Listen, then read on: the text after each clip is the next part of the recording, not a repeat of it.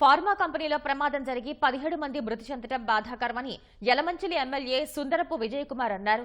అచ్యుతాపురం సెజ్లో ప్రమాదం జరిగిన ఎసెన్షియా కంపెనీని ఎమ్మెల్యే సందర్శించి బాధిత కుటుంబ సభ్యుల్ని పరామర్శించారు. చట్ట ప్రకారం కంపెనీ యాజమాన్యంపై చర్యలు తీసుకుంటామన్నారు. ఎట్టి పరిస్థితుల్లో ఇండస్ట్రీ సేఫ్టీ ఆడిట్ జరుగుతుంది. ఈ సేఫ్టీ ఆడిట్ లో ఎవరైతే ఫిట్ కాదో, ఏ కంపెనీ అయితే ఫిట్ కాదో ఆ కంపెనీ డెఫినెట్ గా రివ్యూ చేస్తాం. ఎట్టి పరిస్థితుల్లో వితౌట్ సేఫ్టీ ఏ కంపెనీ కూడా అలౌ చేయం. ఇది మంత్రులు అలాగే ముఖ్యమంత్రి గారు కూడా అడ్రస్ చేయబోతున్నారు.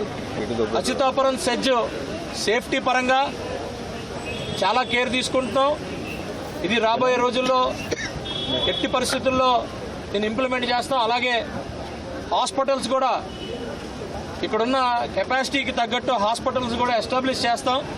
ప్రైవేట్ హాస్పిటల్స్ కూడా ఎంకరేజ్ చేస్తున్నాం. గవర్నమెంట్ హాస్పిటల్ కూడా వస్తుంది, ఈఎస్ఐ హాస్పిటల్ వస్తుంది. ఇవన్నిటిని కూడా మరి రాబోయే రోజుల్లో తీసుకొచ్చి మరి అందరికీ కూడా వైద్యం అందించి సేఫ్టీ పరంగా, హెల్త్ పరంగా సపోర్ట్ చేసే పరిస్థితి ఈ ప్రభుత్వం తీసుకుంటుంది. యజమాని ఇంకా అందుబాటులోకి రాలేదు. నిన్నంతా కూడా వస్తున్నాం అని చెప్పారు. ఇదిగో దిగారు, అదిగో దిగారు అన్నారు.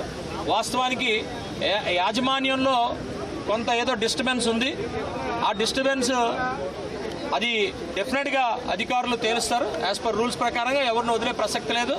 అలా ఎక్కడికి పారిపోయినా పట్టుకొచ్చే పరిస్థితి తీసుకొస్తాం, అందులో డౌటే లేదు. కానీ ఇక్కడ ఎవరైతే ఈ కంపెనీ హెడ్ ఉన్నారో వాళ్ళు రెస్పాన్సిబుల్ గా ఇక్కడే ఉన్నారు.